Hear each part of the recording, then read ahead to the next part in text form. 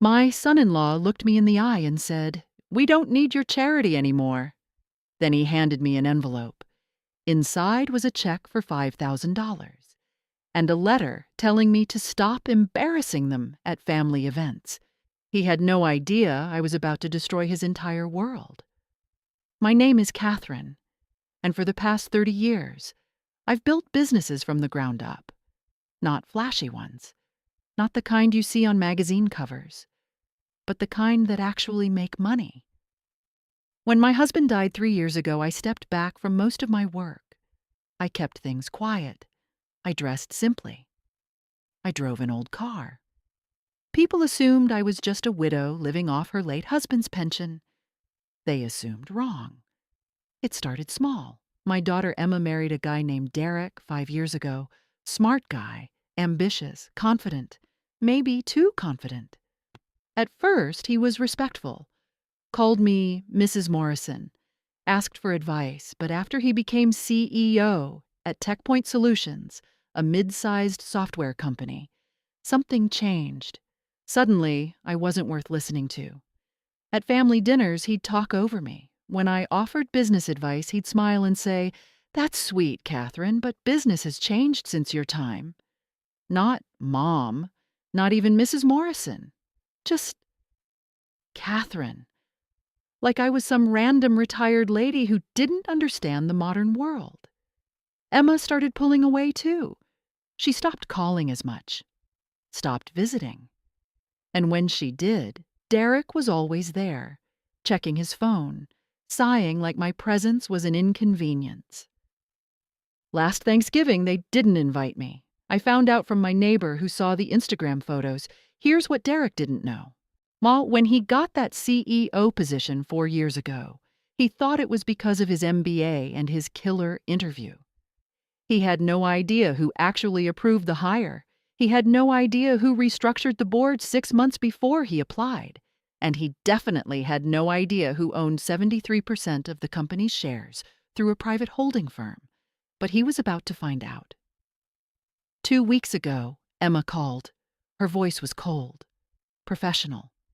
"Mom, we need to talk. Can you come over Saturday?" I knew something was wrong. When I arrived, Derek was already sitting at the dining table with a folder in front of him. Emma wouldn't look at me. "Have a seat, Catherine," Derek said. There it was again. Catherine. I sat down. He slid the folder toward me. "We've been talking," he said, "and we think it's time to make some changes." I opened the folder. Inside was a financial breakdown of every gift I'd given them over the past 5 years. Down payments on their house, Emma's car, vacation money. At the bottom, a total, $127,000. "We don't want to owe you any more," Derek said. "So we're paying you back." He slid the check across the table. $5,000. "It's what we can afford right now," he said. "We'll pay the rest over time, but we need boundaries." I looked at Emma. "Is this what you want?" She hesitated, then nodded. Derek leaned forward. "Here's the thing, Catherine. You've been overbearing, showing up unannounced, asking about our finances. It's uncomfortable." I stayed quiet. He continued, "And honestly, the way you dress, the car you drive, it's embarrassing. Emma's colleagues have seen you. They ask questions." My jaw tightened. "We think it's best if you keep some distance," he said. "At least until we're in a better place financially. We need to stand on our own."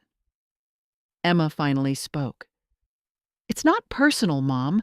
We just need space." Derek stood up. "Oh, and one more thing," he said casually. "We're planning a company gala next month, TechPoint's 20th anniversary. Big investors, board members, the works." He paused. "It's black tie. Probably not your scene." Translation: "You're not invited." I looked at both of them. Then I stood up. "I understand," I said quietly. I left the check on the table. I didn't argue. I didn't defend myself. I just walked out. And as I drove home in my 15-year-old Honda, I made a decision. They wanted boundaries? Fine. They wanted to stand on their own? Perfect. Let's see how that works out. The next morning, I called my lawyer. James, it's time. He knew exactly what I meant. You sure about this, Catherine? Completely. For 4 years, I'd stayed silent. I'd watched Derek parade around as CEO, making decisions, taking credit, building his ego. I'd let him think he earned it all himself. But now? Now it was time to remind him who actually runs TechPoint Solutions. I made one more call to Margaret Chen, the CFO. Margaret, I need you to schedule an emergency board meeting 3 weeks from now. What's the agenda? She asked. Restructuring, I said, and a performance review. She paused. Are we talking about Derek? Yes. Another pause. Understood, Mrs. Morrison. 3 weeks later, the TechPoint Gala arrived. I wasn't invited, but I owned the venue. Funny how that works. I showed up at 7 p.m., dressed in an elegant black evening gown I hadn't worn in years. The security guard at the door hesitated. Ma'am, this is a private event. I handed him my ID. His eyes widened. Mrs. Morrison, of course. My apologies. I walked in. The ballroom was packed. Investors, executives, employees. And there, in the center of it all, was Derek, holding court, laughing, shaking hands. Emma was beside him, wearing a dress that probably cost more than my car. I stayed near the back, watching. Then I saw Derek notice me. His smile faltered. He whispered something to Emma. She turned. Her face went pale. Derek walked over, his expression tight. Catherine, what are you doing here? I was invited, I said calmly. By who? The owner. He laughed, nervous. That's the board. You can't just... Derek, I said quietly. We need to talk. He followed me to a side room away from the crowd. Emma trailed behind, confused. What's going on? She asked. I closed the door. Derek crossed his arms. Look, I don't know what you think you're doing, but you can't just crash a corporate event. Sit down, I said.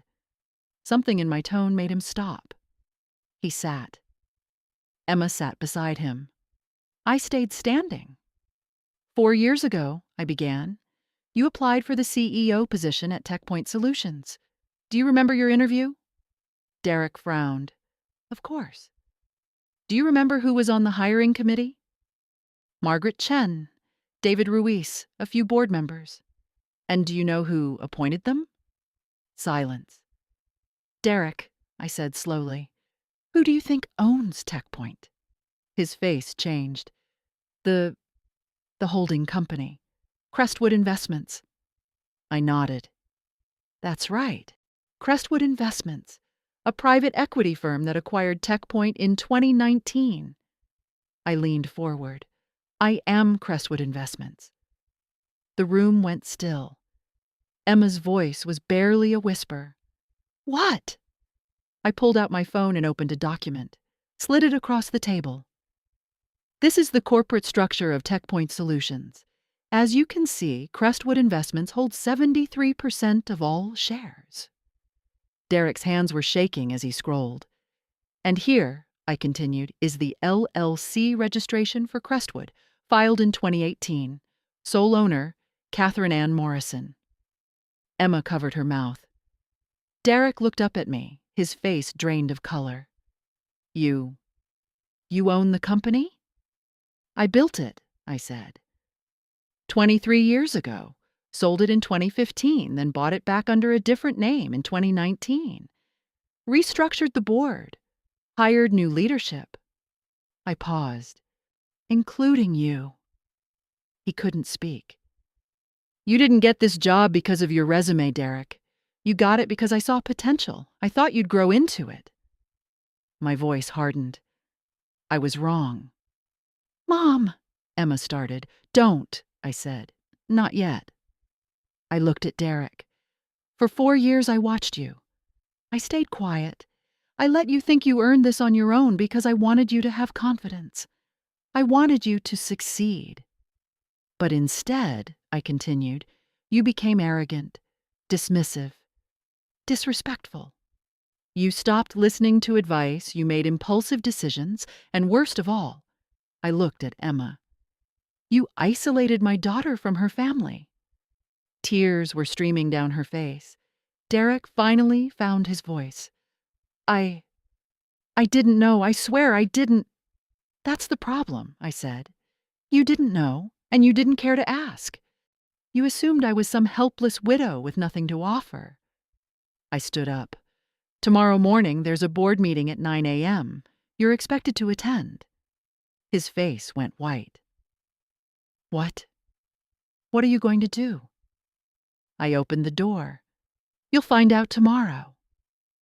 The next morning, Derek walked into the conference room like a man heading to his execution.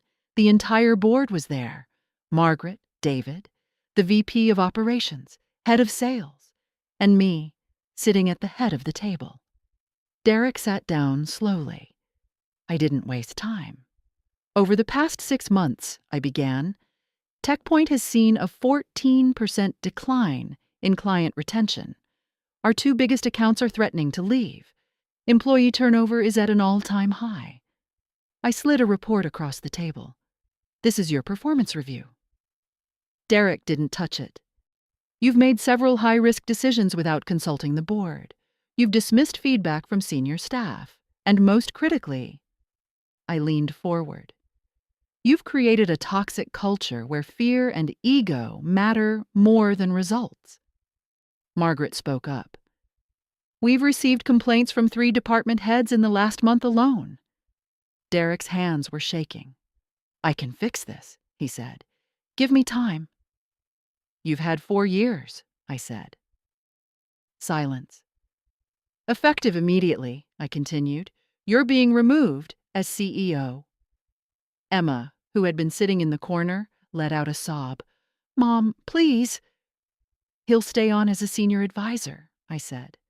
Reduced salary, no decision-making authority. If he proves himself over the next year, we'll reconsider. I looked at Derek.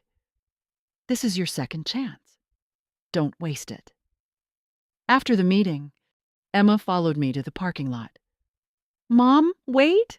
I stopped. She was crying. I'm so sorry. I didn't know. I should have listened. I pulled her into a hug. You got caught up, I said quietly. It happens. He's not a bad person, she whispered. He let it go to his head. I know, I said. That's why I'm giving him another chance. She pulled back, wiping her eyes. Why didn't you tell us? I smiled sadly. Because I wanted you to build something on your own. I didn't want you to feel like everything was handed to you. But Derek? Derek needed to learn humility, I said. And so did you. She nodded, tears still falling. I love you, Mom. I love you too, sweetheart. Here's what I learned. Power isn't about proving you have it. It's about knowing when to use it. For 4 years, why I stayed quiet. I let my son-in-law believe he was untouchable. I let him disrespect me, dismiss me, exclude me. Not because I was weak, but because I was waiting to see if he'd grow, waiting to see if he'd learn. He didn't. So I reminded him, you don't judge someone by their car or their clothes or how they look. You judge them by what they've built and what they choose to do when no one's watching. Derek's learning that now, the hard way. But he's learning. And that's all I ever wanted.